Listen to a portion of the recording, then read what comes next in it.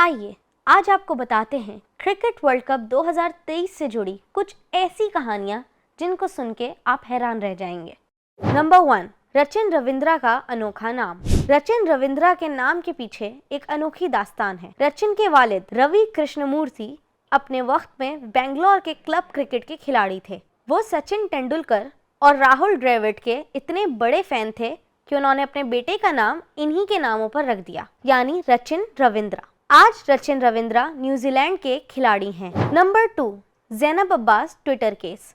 Zainab Abbas famous Pakistani cricket host और commentator हैं और वर्ल्ड कप कवर करने के लिए इंडिया गईं, मगर उन्हें वर्ल्ड कप से पहले ही वापस लौटना पड़ा। इसकी वजह उनकी एक पुरानी सोशल मीडिया कंट्रोवर्सी है जो उन्होंने ट्विटर पर हिंदू रिलीजन के बारे में ट्वीट किया था, जिसकी वजह से उन्हें थ्रेट्स का सामना करना पड़ा और वर्ल्ड कप शुरू होने से पहले ही वापस लौटना पड़ा। ज़ैनब अपनी उन ट्वीट्स की माफी भी मांग चुकी हैं।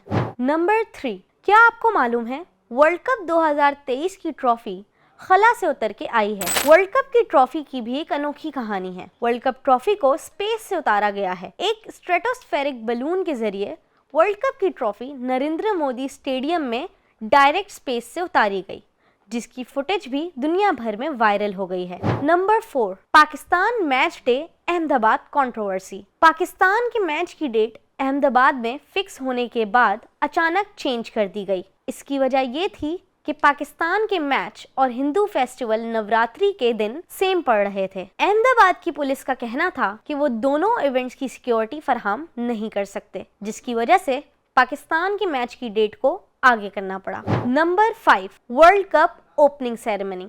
वर्ल्ड कप की ओपनिंग सेरेमनी अब तक नहीं हुई। इसकी वजह यह है कि वेन्यूज बार बार तब्दील हो रहे थे, जिसकी वजह से बीसीसीआई के पास इतना टाइम नहीं बचा कि वर्ल्ड कप की सेरेमनी कराएं। मगर अब ओपनिंग सेरेमनी फाइनलाइज हो गई है, जो कि इंडिया और पाकिस्तान के मैच से पहले 14 अक्टूबर को होगी।